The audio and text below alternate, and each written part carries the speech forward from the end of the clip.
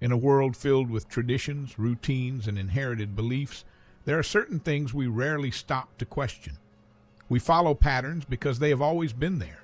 We observe days, celebrate moments, and structure our lives around systems that feel ancient and unshakable. But what if one of those patterns, one of the most widely accepted religious practices in the world, has a story that is far deeper, far older, and far more complex than most people realize? Imagine going back, not hundreds, not thousands, but to the very beginning of time itself. Before nations existed, before cultures formed, before religions divided humanity into different groups, there was only a newly created world and the one who brought it into existence. According to the record, everything begins with creation. Light breaks through darkness, the sky is stretched out, land emerges from the waters, and life begins to fill every corner of the earth. Step by step, day by day, the world takes shape under deliberate design. For 6 days, creation unfolds in a structured rhythm. Each day has purpose, each act builds upon the last, and by the end of the 6th day, the world stands complete. Everything that exists, plants, animals, oceans, stars, and human beings, has been formed. The narrative reaches what feels like a natural conclusion. But then something unexpected happens. On the 7th day, there is no new act of creation. Instead, there is a pause. This pause is not random, and it is not insignificant. It is marked by 3 deliberate actions. First, the Creator rests. Second, the day is blessed. Third, it is sanctified, set apart for a special and holy purpose. This is not simply a break after work. It is the establishment of something that will continue beyond that moment. This 7th day becomes different from all the others. The first 6 days are filled with activity, with formation and movement.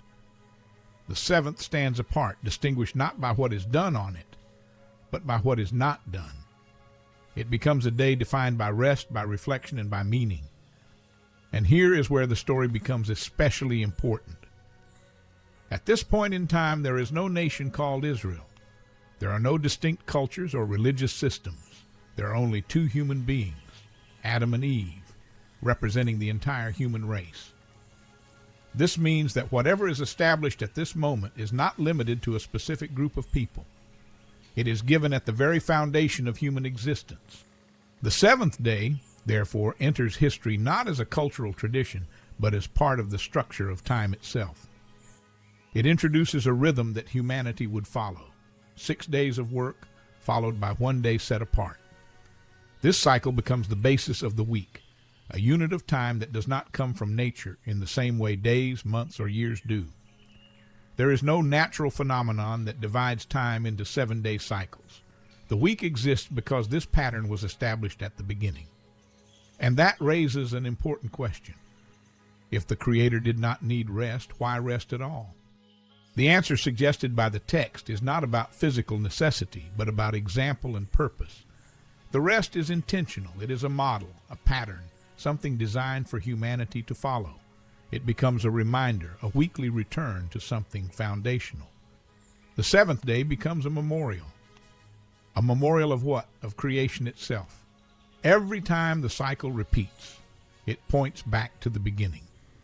It reminds humanity that the world did not come into existence by chance, that life has an origin and that there is a Creator behind everything that exists.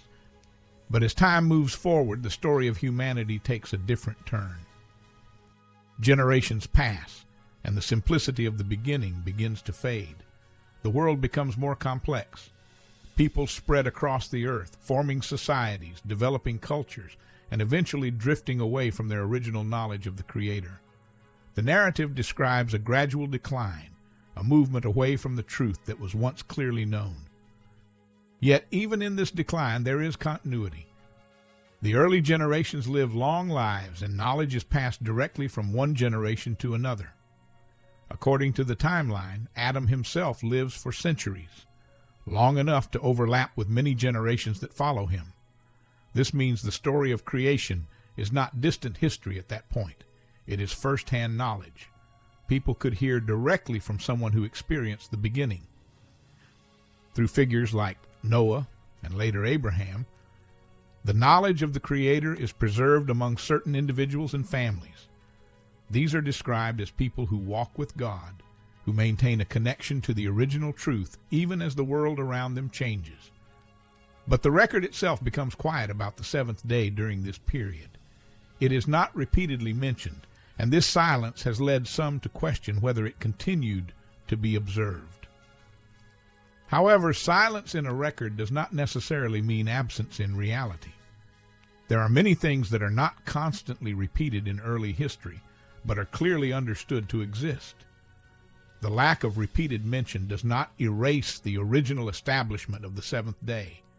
Instead, the argument presented is that the knowledge of it continued, passed down through generations, even if it was not always explicitly recorded. As humanity continues to move further from its origins, something significant happens. The majority of the world turns toward idolatry. Instead of worshiping the Creator, people begin to worship created things. The focus shifts from the source of life to objects within creation itself. This marks a major turning point in human history. In the midst of this widespread change, one man is chosen, Abraham. Through him, a family line is established that will preserve the knowledge of the true God. This family eventually grows into a nation, and that nation becomes central to the next phase of the story. That nation is Israel. By the time Israel emerges as a people, they have gone through a period of bondage in Egypt. They are no longer living in the simplicity of the early generations. They are surrounded by a culture deeply rooted in idolatry, far removed from the original knowledge of creation. It is in this context that the seventh day reappears clearly in the narrative. The people are in the wilderness, having just been delivered from Egypt. They face a basic problem. They need food. In response, provision is made for them in a miraculous way. Food appears daily, enough for each person to gather. But there is a pattern. For 6 days, the food appears each morning. On the sixth day, they are instructed to gather twice as much, and on the seventh day, no food appears at all. This pattern repeats consistently. Then comes a statement that is both simple and revealing. Tomorrow is the rest of the Holy Sabbath. And what is striking about this moment is what is not said. There is no explanation of what the Sabbath is. There is no introduction as if this is something new. It is spoken of as something already understood. This detail is significant because it suggests continuity rather than origin. The seventh day is not being created at this moment. It is being recognized. The people are tested in their response to this pattern. Some attempt to gather food on the seventh day and find none. Others follow the pattern and rest. Through this experience, the importance of the seventh day is reinforced. Soon after, the 10 Commandments are given, and the instruction concerning the Sabbath is included among them. But even here, the command does not present the Sabbath as something new. Instead, it points back to creation as its origin. It says, in essence, remember the day, because of what happened at the beginning. This connection is crucial. It ties the practice observed by Israel directly to the original act of creation. It shows that the significance of the day does not come from the nation itself, but from something much earlier. At this point, the Sabbath also takes on an additional role. It becomes a sign, a visible marker that distinguishes the people who recognize the Creator from those who do not. In a world filled with competing beliefs and false gods, this distinction matters. The seventh day becomes more than just a time of rest. It becomes a declaration. It declares that there is a Creator. It declares that the world has an origin, and it declares that those who observe it are aligned with that truth. This gives the Sabbath a dual meaning. On one hand, it is a memorial of creation, pointing back to the beginning of time. On the other hand, it is a sign of identity, distinguishing those who remember the Creator from those who have forgotten.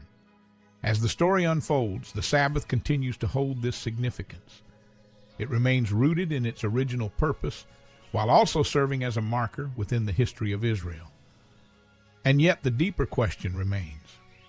If this day was established at the very beginning, if it was given to humanity before nations existed, and if it was preserved and later emphasized among a specific people, what happened next?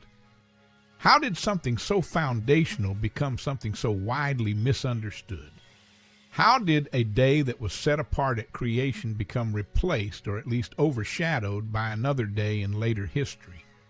That part of the story goes beyond the early chapters and into a different phase of history, one that involves cultural shifts, religious developments, and gradual changes over time. But even without going that far, the foundation is clear. The seventh day, according to the record, is not a later invention. It is not tied to a single nation in its origin. It begins at creation, embedded in the structure of time itself, given to humanity as a reminder of its beginnings. It passes through generations, sometimes clearly seen, sometimes quietly preserved, but never disconnected from its origin. And when it reappears prominently in the story of Israel, it does so not as something new, but as something ancient, something that reaches all the way back to the very first week of the world. In the end, the story of the Sabbath is not just about a day. It is about memory. It is about identity. And it is about the question of whether humanity remembers where it came from. Because at its core, the seventh day calls attention to a simple but profound idea, that behind everything we see, there is a Creator who made it all, and who set apart a moment in time for humanity to remember that truth.